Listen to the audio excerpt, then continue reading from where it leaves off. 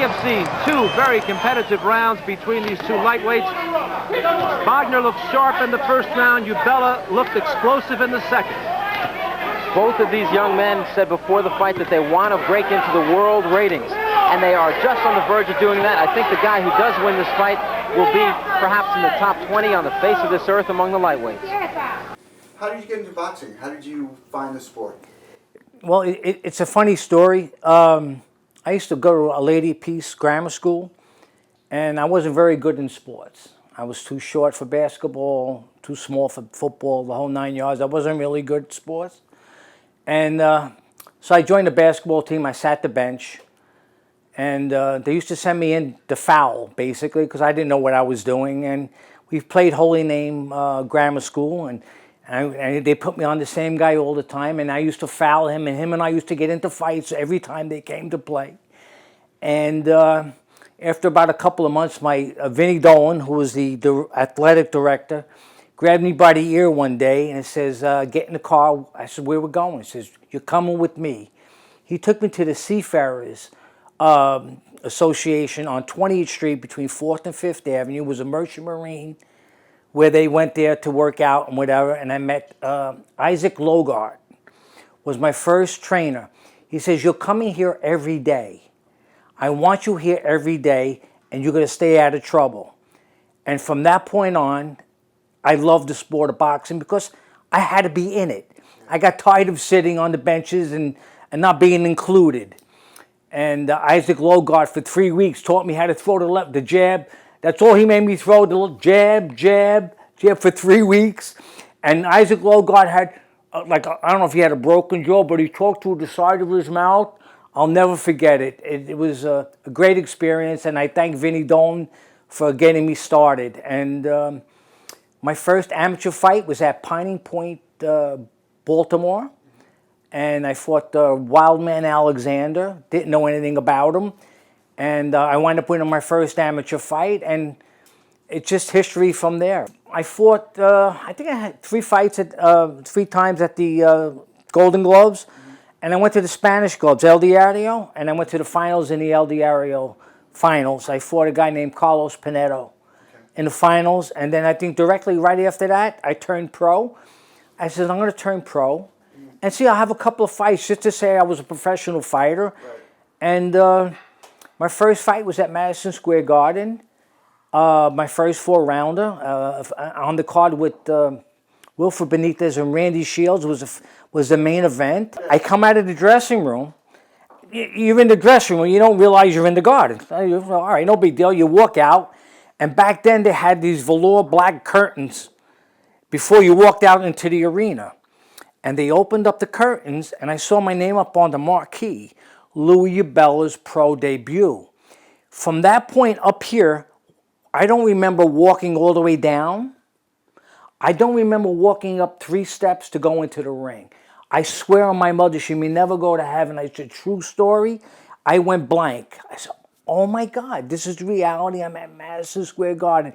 It's one of my best experiences as a professional fighter for me. After that, if I didn't fight after that, it would have been the pinnacle of my career. Right. And I went on to win 20 in a row before I lost my first fight. Yeah. I had like maybe 8 fights at the Garden, 5 upstairs and 3 downstairs. Yeah. I was on big cards, Duran, Adolfo Viruet. Yeah. I was on the card with Alexis Arguello and Villamar Fernandez. Funny thing about it, not realizing you're in the presence of guys that would become champs and whatever. I just loved to fight. I just went along with the program. I fought like my first year. I had 12 fights my first year. Like every 4 weeks, Cha-Cha and Bruce Trampler, and I had really good people working with me. And I just had a fantastic career, not realizing where I was, moving up the ladder. Yeah. And then I lost to Johnny Verderosa. Right. And the story about Johnny was, I went to Cha-Cha, who was promoting me. I wanted to fight Verderosa. Cha-Cha goes, you don't need to fight, Johnny.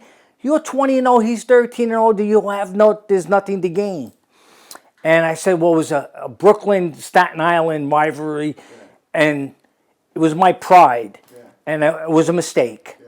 I wasn't ready to fight Johnny. I just could have went on to something, maybe something better or bigger or whatever. Yeah. And then my first fight after Johnny was I went to Canada to fight Gaetan Hart. Yeah. And Twice, right? I fought him the first time. I fought him in Ottawa. I fought him in February. In March, he was fighting Claude Noel for the title. They figured I was just a tune-up. Yeah. And I went there and I beat him up. I knocked him down. I won 6 of the 10 rounds. So there was me, Cha-Cha, Skinny Vinny, and my ex-wife and my brother. And we think we got this. Now he was rated number 7 in the world at that point.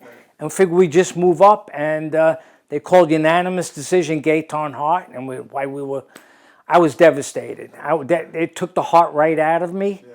And it took a long time for me to recover from that. And then 15 months later, we went back to fight him, but it was out of me by that point. Yeah. Paint me a picture of the Gramercy. What was it like going into that place? I was there from 69 till almost the end, till 77. No, to 83. Yeah. I was there that long. That was the only gym I trained at. You open the door, and then you walk into this hallway, this very narrow hallway, and the steps went like vertical. They went straight up like you were going to heaven.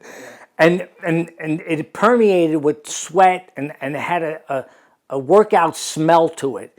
And then you get to the top of the steps and you walk through this door and you hear bells ringing and who's hitting the bag. And you felt like you were like in an old time, maybe 50s gym, like old school with Graciano and Zale, like where they used to work out. And like this big, huge boxing ring they had. And the showers were small and the gym was tight. But it was so family and so quaint. It made you feel so at home. The guys were very friendly. They were black, they were white, they were Panamanians, they were all different. They were Irish. It was one big family. You had old guys, young guys, and Al Gavin and Bob Jackson. They were like family. Everybody was like family, and I couldn't wait. And I worked during the day. I delivered furniture down in Manhattan, and then after that, I used to go to the gym at night. And I was tired by the time I got to the gym, but as soon as I walked up those stairs, I got perked up, and I couldn't wait to get to the top of the stairs and put my wraps on, and I just felt at home. Yeah. It was home for me. Well, Cha-Cha was my promoter at the time. Cy Creasy was my manager on paper. But Cha-Cha ran my whole career, basically. Who's Cha-Cha? Cha-Cha was from Mulberry Street. He was like the godfather of Mulberry Street. He had stands in San Gennaro, Cha-Cha's brother Joel. He was well known on Mulberry Street. Actors, sports people, everybody knew Cha-Cha. And he had Tony Danza, and he had me. And he promoted all my fights. Him and Bruce Trampler. I'd like to thank Bruce Trampler for helping. And guys like Don Elbaum and Boz and that whole clique. Yeah, Johnny Boz. So a lot of good memories, and steered me the right way. And I made my own mistake by fighting Viteroso. Yeah. What do you consider the highlights of your career? The Jimmy McNeese fight, my first 6-rounder at the Garden, because they were. Yeah, Jimmy McNeese was one of my ladders to step up. Was a tough fight. I don't think many people gave me a shot with him. In my opinion, it was a 6-rounder, and I wound up winning a majority decision. I beat him, and then I never heard from him afterwards. What he did after that. That fight, I fought Ruby Ortez, was another big fight for me, because Ruby Ortez fought Escalera. So he fought good fighters, and then I fought him and I stopped him in 6 in Atlantic City. I fought Kenny Bang Bang Bogner. And he had 13 wins, I think 13 knockouts. I don't remember the record at the time. Marching now into the arena here at the Sands Hotel is Lou Hubela, a lightweight that perhaps you have seen before on ESPN, and he is taking on Kenny Bang Bang Bogner. They're scheduled for 10 rounds. I came out the first round, and he tried to manhandle me, physically manhandle me. And after the first round, he was throwing me around and whatever. And I go back to second round. I sat on my stool, and this is a true story. I think Artie Curley was in my corner. Tony Kanzi was in my corner. And they're telling me what they're doing, and I'm not listening. Because at that point, the Brooklyn boy came out of me. My anger came out of me. I felt like he disrespected me, and it was more like a street fight for me. So second round, I come out, I planted myself in the middle of the ring, and we did rock'em sock'em robots for 6 rounds. I hit him with everything. Left hooks, right hands. I cut him over both eyes. I think I broke his nose, and I cut him under the eye. And I hit him so many times that I started running out of the gas. About the 4th round, I'm saying, I'm hoping Paul Venti stops this fight because he was cut, and I'm beating him up, and everything I'm hitting, I'm hurting him. And Hubela opens up with 2 crisp left hooks on the head of Kenny Bogner. Now, the talk in the corner was for Bogner to get off first, but he's letting Hubela get off first. That's right. Well, they told Louis in the corner, don't let this guy take charge. Come right back at him. Show him who's boss. And he's doing just that. They're in the center of the ring, toe-to-toe, and slamming each other as Hubela walks Bogner over to the ropes. His blood flows from the right eyebrow. Hubela looking to take advantage of that cut. These guys are just looking for one punch to send them back to the dressing room. And about the 4th round, I'm saying to myself, I got 2 rounds left in me because I'm running out of gas. Everything I throw at this guy, I'm connecting. And I said, well, they're going to stop it. And 6th round, Kenny hit me with a flurry, like a right hand, and whatever, he caught me against the ropes. And at that point, I couldn't pick up my hands anymore. And I went into his shell, and I think he hit me with 4, 5, 6 punches. And Paul Venti came in and stopped the fight on my feet. He's not moving enough against Bogner, and he's paying for it. A left-right combination, another left-right, and Kenny Bogner. But I have to say, it was one of my best fights because it brought out the street in me. It was a battle. It was a street fight for me. Yes, I lost, but I felt so good doing it. It was a good fight for me. I really enjoyed it. And it's funny, I have it on tape. Oh, you ever film it? I have it was from ESPN. I have it on tape. And I show everybody the fight. Go, Lou, why you keep showing this fight? Because you don't understand. I just loved it was like, it was so good. It was so good. He brought out the best in me at that point. He was in better shape, and he was in great shape. And you know what happened after the fight? They interviewed me. Randy Gordon interviews me after the fight. I'm saying, what? I wasn't even thinking about it at that point, because at that point I'm seeing Kuckelbergs, because he's like, I was semi-conscious. I go, why they interview me? Did I win this fight? Did I miss something here? And they asked me, and I said, and I gave Kenny Bogner all the respect in the world. I said, he took everything I had. He was in tremendous shape. I have it on film. And I always respect guys. Listen, today is your turn. Tomorrow might be my turn. Right. You were a better man than me today. But it was a great fight for me. Look, I get all excited even talking about it. It was good.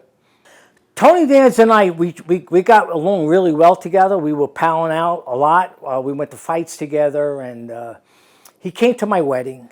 That's how close we were. We came to my wedding, and we sparred together a couple of times, but he was a middleweight, I was a lightweight. But we got along very well. We were just regular guys just hanging out together. He was training at Gramercy Gym with us before he got the opportunity to get the part at Taxi. Yeah, gotcha. What about, did you spar much with Hampshire?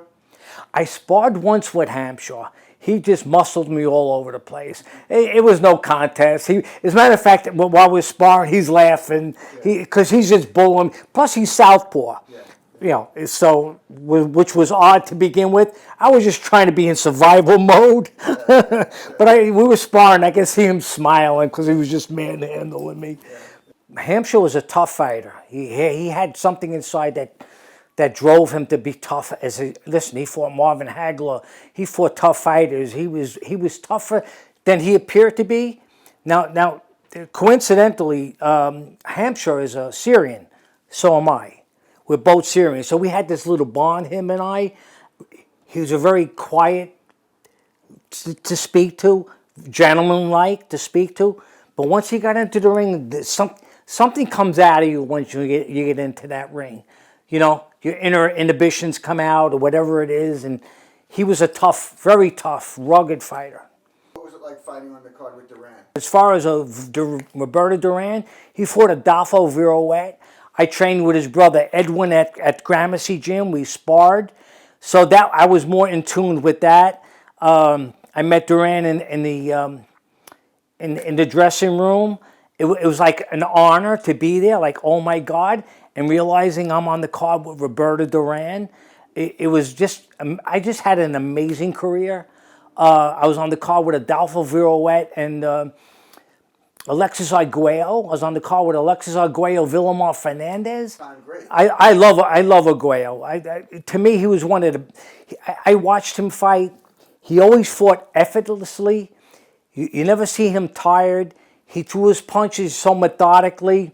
He was always in control, always calm. He was always a straight-up fighter, a gentleman, respectable. I saw when he fought Mancini, the respect that they had back and forth. But business is business. He had to do what he had to do. What a gentleman.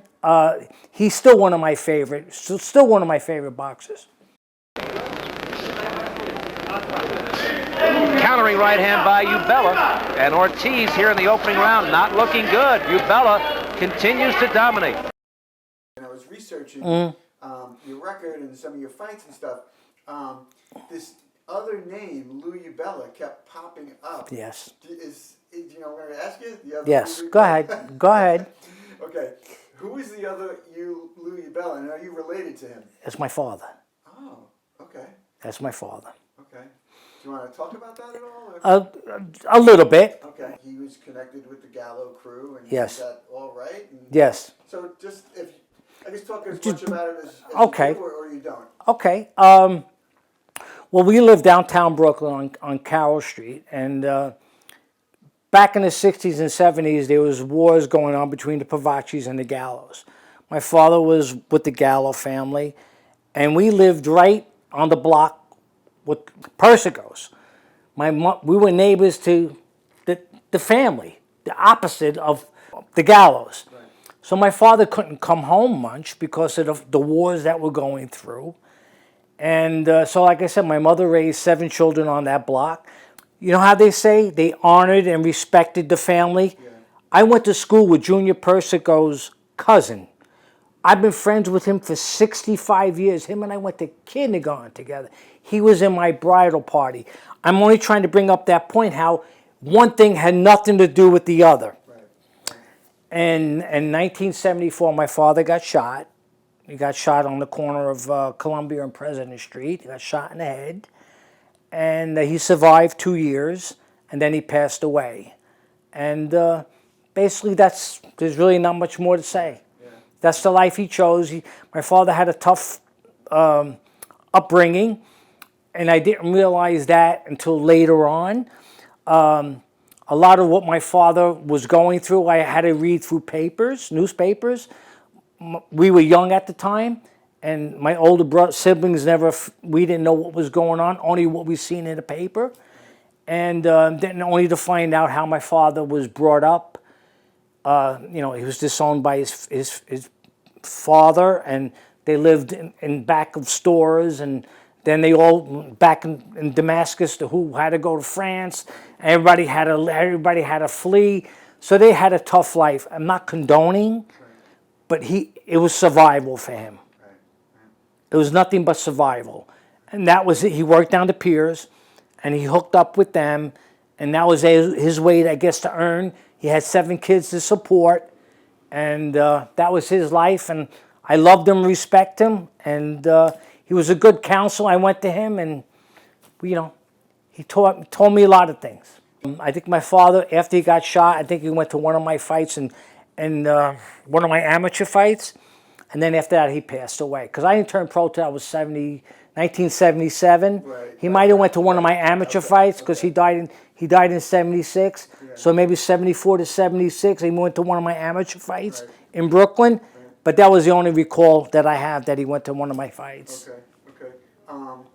And so, did Did you know those people? Like, did you know the Gallos? Did Yes. You know, like, Yes. different It's a things? learning experience. It is. So what was your experience like with them? Well, as young adults, we used to go down there. We had to go see my dad because he couldn't come home. So we went down there, and we seen, like you see on The Godfather and Goodfellas, we actually lived it. We went down there. We saw the meals and everybody sitting at the table, and you know, when the wars, they went to the mattresses, and you know, we lived that. That was part of our lives. It made us who we were today, who we are today. They were just regular people like everybody else. I met Joey Gallo and friendly, and matter of fact, he gave me my first hot dog stand. I had it on Atlantic Avenue, Court Street. So you didn't know that side of them. When you met them, they were friendly. They were gentlemanly. They used to give us a couple of dollars a piece. We used to go down and see my father. Everybody get his a couple of dollars. You know, that's how they were. Very respectful. Because we were kids at the time. You know. Yeah. It was big news when Joey Gallo got killed. Yes. What do you remember about that? I was older. I was like, I was 19 or whatever it was at the time. I was concerned about my dad at that time. I didn't know if my father was with him at that time at Umberto's. I didn't know who was there with him because, like I said, we didn't know much. I was older at the time, but still didn't know what was going on. Right. And I was concerned for my dad. Yeah. We grew up like that. Yeah. We knew tragedies and people getting shot, and people we knew got shot, and it made you tougher. I was very, very nervous for my father. As a matter of fact, when my father got shot, we went to see him in the hospital, and I was happy he survived it. And but this is the life he chose. You know what I mean? Yeah. And what about you were close to, in proximity to the Persicos? What do you remember about Junior or anybody like that? Yeah, well, I knew Andrew Mush. I knew a lot. They used to hang out around the corner. They used to hang out in Monty's. So it was like, like regular neighborhood. They were there. They were like just people on the block. Yeah. Our neighborhood was the safest neighborhood anywhere. Yeah. Nobody messed on our, there was like a radius of whatever, and everybody knew who lived in those neighborhoods. And we always had a safe neighborhood. Yeah. So that's all we knew. It's part of my life. It's and I'm Louis Syrian Jr. Yeah. My father was Louis the Syrian. Yeah. So when I turned pro, I took Louis the Syrian with me. Yeah. Yeah. Yeah. As sort of a remembrance for me and whoever. Yeah. So I wanted to make him proud, and so that's good. I took a different turn. Yeah. Yeah. Being with my dad, I've learned respect. That was a big thing, respect. Yeah, yeah. And I respect everybody. Yeah. Show me respect and you get it back 100 times back. This young man has a record of 27 wins, 3 losses with 12 knockouts. He hails from Brooklyn, New York. Ladies and gentlemen, here is Louis the Syrian Hubela. Hubela. Just talk about your friendship with John. Someone you met in boxing. And oh my gosh! Still a close friend. Wait a minute. Johnny and I fought as amateurs. I know Johnny since maybe 15, 16 years old. You're talking like 55 years of friendship. Johnny and I also worked for the New York City Department of Sanitation together. We worked together as sanitation men. And when I got divorced, when Johnny bought the house here, I was his first tenant. So I lived here for 5, 6 years. I know Johnny a long time. We're like brothers. He has 6 siblings. I have 6 siblings. We have so much in common on how we grew up, the struggles on how we grew up. Our mothers raised 7 children, both him and I. We laugh. We finish each other's sentences. He forgets the first part. I remember the second part, and we put it together. We go to Ring 8. And we travel from here, and we go to Queens. On the way, him and I do nothing but laugh. Talk about your friendship and how long you guys have known each other. Oh, my God. From the amateurs. Yeah. With 18, 71, 72. Well, the first time I met him, I fought him. Oh, is that right? Yeah. You guys fought each other? That's Yes, how you met? Regina Paches. Regina Pages. It was an amateur fight. He, what do you call it, he had the crowd. He didn't love him. He wasn't allowed to lose. Oh! Ow! He wasn't allowed to lose. I think I finished up, I ranked 18th in the world. And never realizing what that meant. Like I said to Johnny, all we know is you got to fight in 4 weeks, we fought. You fighting in 5 weeks, you fought. You didn't ask who, what, where, when. You went to train, you fought, and you go back to the gym. Hopefully you were healthy enough to go back that Monday. Not realizing, oh my God, I'm ranked in the world. I was ranked 10th in the United States. And then, oh my God, I finished up 18th in the world. Like, I didn't absorb that. That's a big deal. For me, I'm very proud of myself. You know what I mean? And I feel very, I don't know, humbled, I guess. But I'm kind of proud that I not just a regular guy. I became a professional, professional athlete, and 18th in the world is to me is a great accomplishment for me. It could have went the other way, could have turned the other way, and did something not so good. You know what I'm saying? And God bless Johnny, he rated top in the world, top 10 in the world, and to fight Benitez. And we have good careers. We're very thankful. We have good families. We got great grandchildren. We're healthy. We can speak. And I thank God for that. And I have a great family. I'm very blessed. And I thank my career for part of it. It's half my life.